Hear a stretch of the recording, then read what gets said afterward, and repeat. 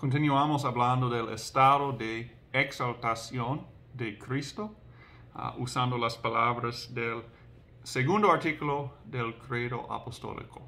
Hablamos de su descenso a los infiernos para proclamar su victoria, su resurrección el domingo después del Viernes Santo, y ahora hablamos de su ascensión, 40 días después de su resurrección.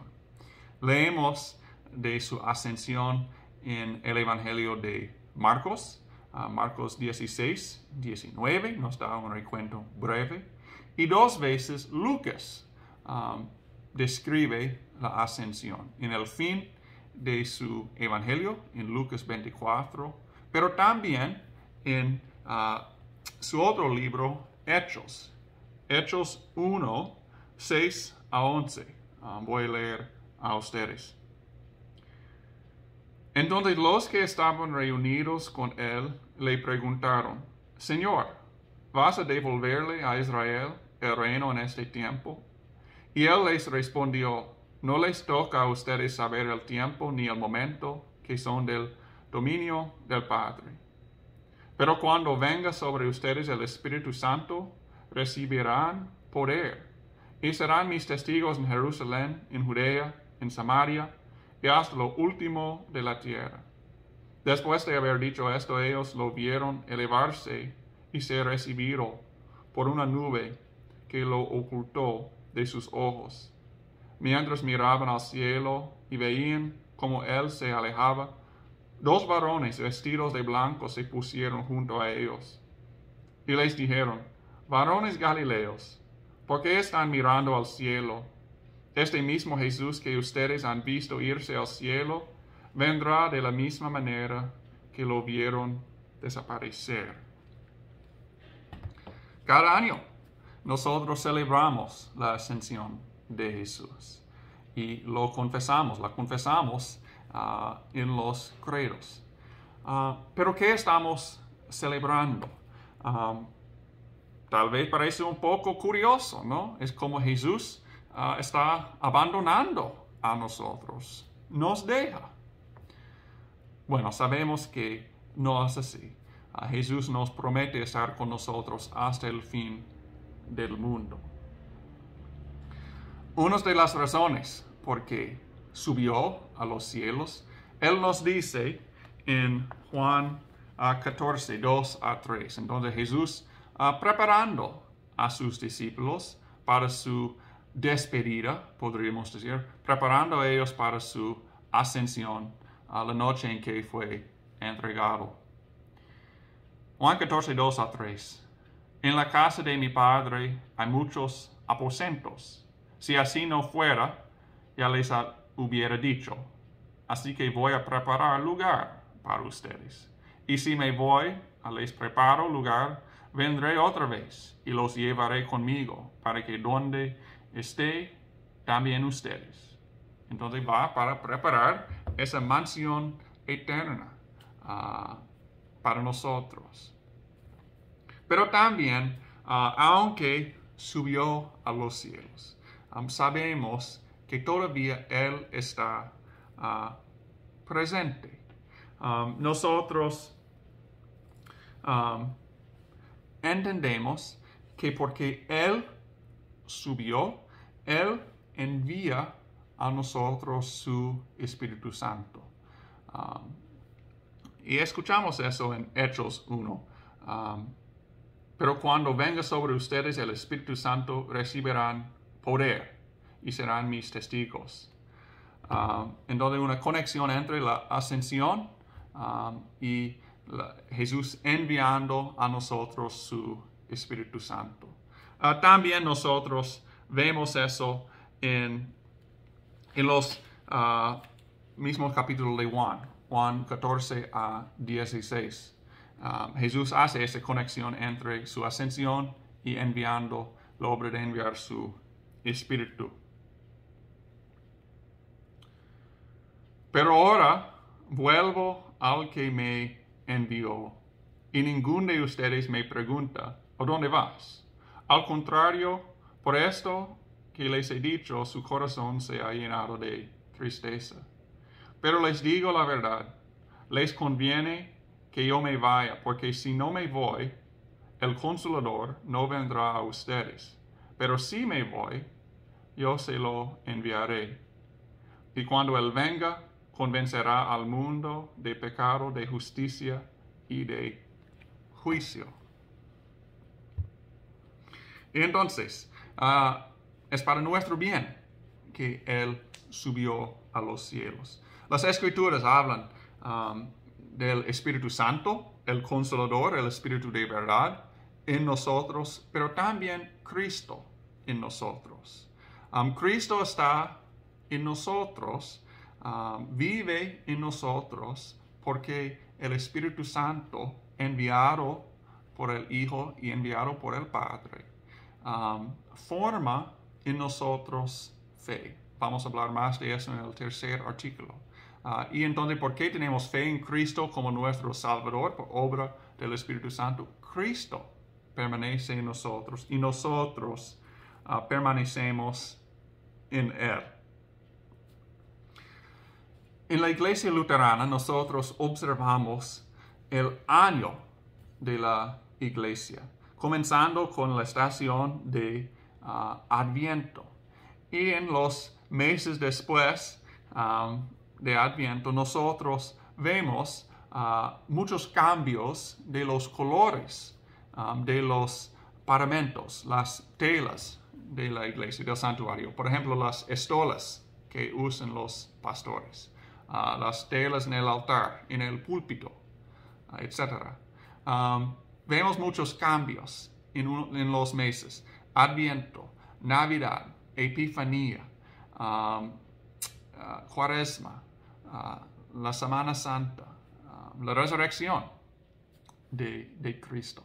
En estos meses, en estas estaciones, nos enfocamos en el año de la iglesia, en los eventos claves de la vida terrenal de Cristo: su nacimiento, su padecimiento, su muerte y su resurrección. Después de eso celebramos el Pentecostés, el día cuando Jesús, como prometió a los discípulos, envió su Espíritu para que fueran testigos, proclamando de Él. Después de eso, el domingo de la Santa Trinidad. Pero durante el verano, por muchos meses, vemos los colores verdes. En la estación verde, estamos en la estación de la iglesia. Y entonces, en la estación de la iglesia, nos enfocamos en cómo Jesús, después de su ascensión, gobierna su iglesia, cómo Él envía a su Espíritu, cómo Él envía a pastores, envía a testigos para proclamar de Él, para que nosotros recibamos todos los beneficios de su vida, su encarnación, su sufrimiento, su muerte, su resurrección. Jesús gobierna a su iglesia, la comunión de los santos. Jesús gobierna a nosotros, su cuerpo, todos los miembros. Entonces, Jesús tiene todo el poder. Está en una posición de poder, una posición poderosa, gobernando a su iglesia. Y eso es lo que nosotros confesamos en el credo cuando nosotros decimos: y está sentado a la diestra de su Padre. Es decir, que como Dios Padre es poderoso, Dios Hijo, Cristo, es poderoso. Tiene todo el poder en el cielo y en la tierra. Pablo describe esto en Efesios 1, 20 a 23. Dios resucitó a Cristo de entre los muertos y lo sentó a su derecha en los lugares celestiales, muy por encima de todo principado, autoridad, poder, señorío y por encima de todo nombre que se nombra, no solo en este tiempo, sino también en el venidero. Dios sometió todas las cosas bajo sus pies y lo dio a la iglesia como cabeza de todo, pues la iglesia en su cuerpo, la plenitud de aquel que todo lo llena a plenitud. Jesús Cristo tiene todo el poder.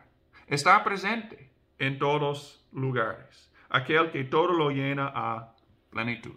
Nosotros queremos que el que venció al pecado, venció al diablo, venció la muerte, queremos que esté presente en todos los lugares, presente, gobernando a nosotros. Y nosotros, Él está, por ejemplo, presente en la Santa Cena. Subió a los cielos y está sentado a la diestra de su Padre. No es decir que solo está en un salón del trono celestial. No, Él está presente. Está presente en el altar. Hemos hablado del triple oficio de Jesús. Como profeta, sacerdote y rey. Y en este tiempo de la iglesia, el tiempo después de su ascensión y antes de su segunda venida, en la época de la iglesia, Él sirve en ese mismo triple oficio como profeta. Bueno, hoy en día, Él envía a testigos para proclamar de Él, para entregar a nosotros los beneficios de su vida, de su muerte. Leemos en Lucas 10:16. Jesús hablando a los discípulos, el que los escucha a ustedes, me escucha a mí. Es decir, Jesús está presente. Está presente a través de sus testigos, pastores. Tenemos el privilegio, el papel especial de proclamar públicamente lo que hizo Jesús para nosotros. Y cuando escuchamos a los pastores, escuchamos a quién? Escuchamos la voz de Jesús. Y también todos nosotros, pastores y laicos, cuando nosotros proclamamos la verdad de la vida, de la muerte, de la resurrección de Cristo, el mundo escucha a Jesús. Es como Jesús había prometido, había dicho a los discípulos antes de su ascensión: voy a enviar a ustedes para ser mis testigos en todo el mundo. Profeta, enseñando de quién, enseñando de Él, enseñando de Cristo. Sacerdote, sirve como sacerdote, todavía como intercesor. Romanos 8:34. Cristo, el que además está a la derecha de Dios, intercede por nosotros. Sentado a su Padre, diciendo el Hijo a Él, bueno, yo morí por ese pecado. Daniel pecó, pero yo morí por ese pecado. Él es nuestro intercesor y rey. Gobierna, protege a su iglesia en la tierra. Gobierna, protege a nosotros. Nos hace parte de su reino, el reino de Dios.